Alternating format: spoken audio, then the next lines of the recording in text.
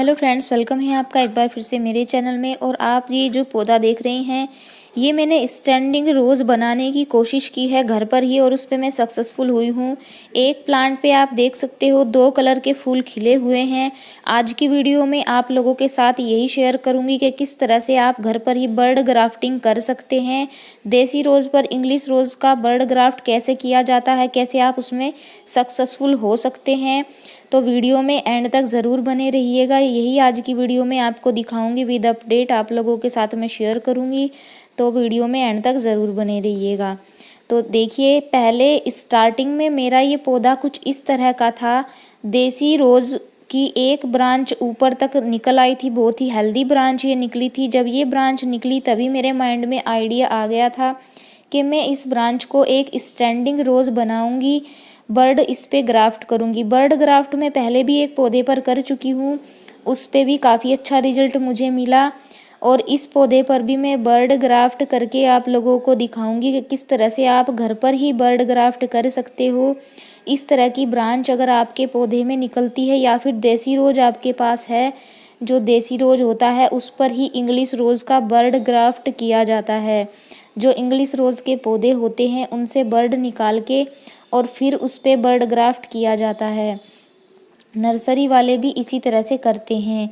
तो इस तरह से इसकी पत्तियां सारी मैंने हटा दी हैं, और पत्तियों के ऊपर बर्ड होती है प्लांट की, वहाँ से ग्रोथ हमें नहीं होने देनी है इस वाले पौधे की।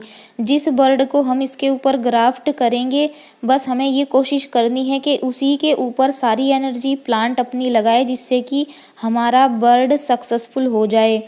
जो फूल मेरे खिलकर सूख गए थे उनकी पिंचिंग मैंने की थी, और उनको पिंच करने के बाद मैंने इस तरह से उनको रख लिया था। कल मैंने इनकी पिंचिंग की थी, और ये इसमें से ही मैं बर्ड निकाल लूँगी, इसको वेस्ट में नहीं करूँगी। जितने भी मेरे पास इंग्लिश रोज़ के पौधे हैं सभी के बर्ड ग्राफ्ट मैं इस पे करूँगी। और जब भी आप बर्ड ग्राफ्ट करें तो एक बर्ड आपको नहीं ग्राफ्ट करना है, कोशिश करें कि 3 से 4 बर्ड आप ग्राफ्ट करें। अगर आपका एक सक्सेसफुल नहीं होता है बर्ड ग्राफ्ट, तो दूसरा या तीसरा सक्सेसफुल हो ही जाएगा।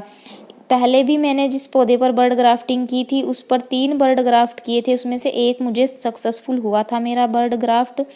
तो इस तरह से हेल्दी ब्रांच हमें ले लेनी है। एक शार्प कटर ले लेना है जो एकदम शार्प कट करता हो, और इस तरह से ये आँख आप देख रहे हो, इसको हमें कट कर लेना है। यही बर्ड हम अपने पौधे पर ग्राफ्ट करेंगे, और आने वाले समय में इसी से फ्लावरिंग हमें मिलेगी। तो इस तरह से मैंने ये बर्ड ग्राफ्ट कर लिया है, बर्ड निकाल लिया है। आप भी इसी तरह से निकाल लें। और जो इसके अंदर लकड़ी होती है वाइट कलर की, उसको भी हमें बाहर निकालना है। कुछ लोग ऐसे ही बर्ड ग्राफ्ट कर देते हैं, वो इसी वजह से सक्सेसफुल नहीं होता है कि आप इस लकड़ी को बाहर नहीं निकालते हो। इस लकड़ी को भी बाहर निकालना पड़ता है, तभी ये सक्सेसफुली ग्राफ्ट हो पाएगा। फिर हम अपने पौधे पर जो टहनी हमने तैयार की है बर्ड ग्राफ्ट करने के लिए, उसको साफ़ कर लेंगे, कांटे हटा लेंगे वहाँ से, और उसमें टी बना करके इसको वहाँ पर हमें एडजस्ट करना है।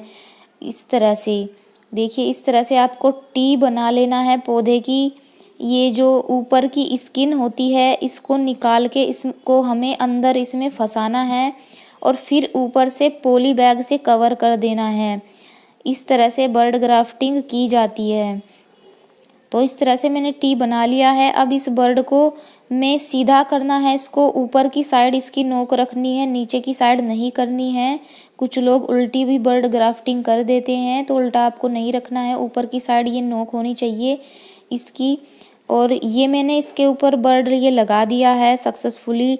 यहाँ पे टी बनाकर इसको अंदर मैंने लगा दिया है स्किन में, ऊपर की साइड इसकी स्किन हमें करनी होती है।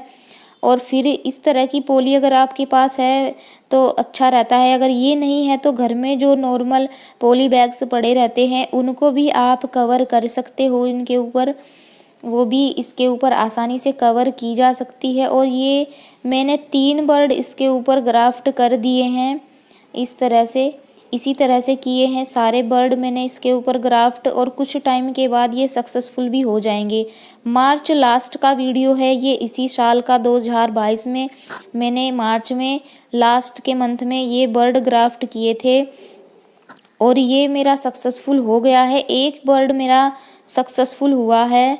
ये 2 महीने बाद का रिज़ल्ट है। 2 महीने बाद इसमें से एक बर्ड में से कुछ पत्तियाँ निकलना शुरू हुई हैं और वो अभी इतनी हेल्दी भी नहीं है, बहुत ही हल्की-हल्की सी निकली हैं। लेकिन ये बर्ड मेरा सक्सेसफुली ग्राफ्ट हो गया है और ये वाला भी ग्राफ्ट हो जाएगा। इसमें से भी नोड एरिया में से बाहर निकलने लग रहा है और जो नीचे की साइड ये देसी गुलाब की ब्रांच निकल रही है, इनको हमें बढ़ने नहीं देना है। इनको हमें टाइम टू टाइम रिमूव करने देना है। इस बात का हमें ध्यान रखना है कि पौधे की एनर्जी और किसी ब्रांच में नीचे की साइड वेस्ट नहीं होनी चाहिए। तभी हमें हमारे जो बर्ड ग्राफ्ट हमने किए हैं उन पे ही सारी एनर्जी जानी चाहिए। अगर नीचे की साइड कोई ब्रांच डेवलप हो जाएगी तो पौधा उसी को बढ़ाने में सारी एनर्जी लगाएगा अपनी, और जो ऊपर की साइड बर्ड हमने ग्राफ्ट किए हैं उनमें एनर्जी पौधे की नहीं जाएगी और वो बर्ड हमारे नहीं लग पाएंगे। तो इस बात का ध्यान रखना है आपको। जो इसके आँख होती है उनको बढ़ने नहीं देना है। इसी तरह से स्टैंडिंग रोज़ बनाए जाते हैं। एक तरह से मैंने ये स्टैंडिंग रोज़ बनाने की कोशिश की है और इसमें मैं सक्सेसफुल भी हो गई हूँ। एक बर्ड मेरा निकल आया है और दूसरा भी निकल जाएगा आने वाले समय में। जैसे विंटर सीज़न आएगा, जब इसकी ग्रोथ अच्छी हो जाएगी। गर्मियों में इसका थोड़ा ध्यान रखना पड़ेगा। हमें ज़्यादा तेज़ धूप में इसको नहीं रखना है। अगर गर्मियों के टाइम पे आप इसकी बर्ड ग्राफ्टिंग करते हो तो इसको पॉली बैग से अच्छे से कवर करके आपको रखना है।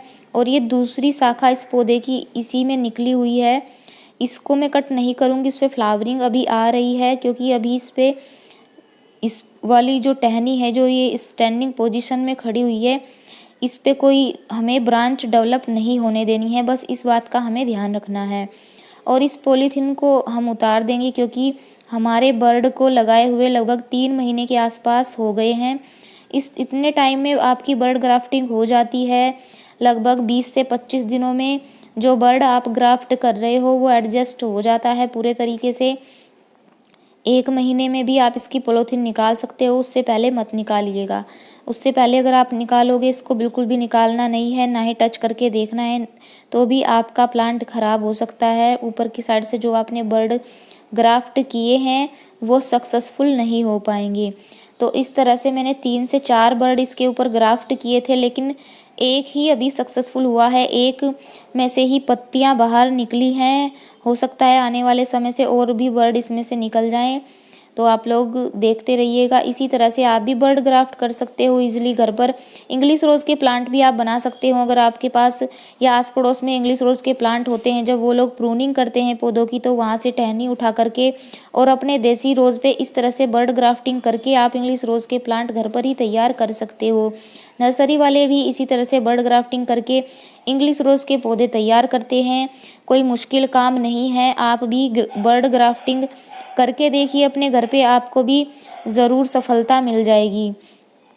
और ये 4 महीने बाद का अपडेट है उसी पौधे का, और इसमें 2 ब्रांच निकली है। ये वाली ब्रांच जो आप देख रहे हो ये देसी ब्रांच है जिस पे रेड कलर का फ्लावर निकला हुआ है, और इसको मैंने कट नहीं किया था क्योंकि ये ऊपर की साइड ही थी। और ये लाइट येलो कलर की जो मैंने इंग्लिश रोज़ की प्लांट की इस पे बर्ड ग्राफ्टिंग की थी वो सक्सेसफुल हो गई है। धूप में इसका कलर थोड़ा फेड हो गया है तो ये वाइट कलर का दिख रहा है।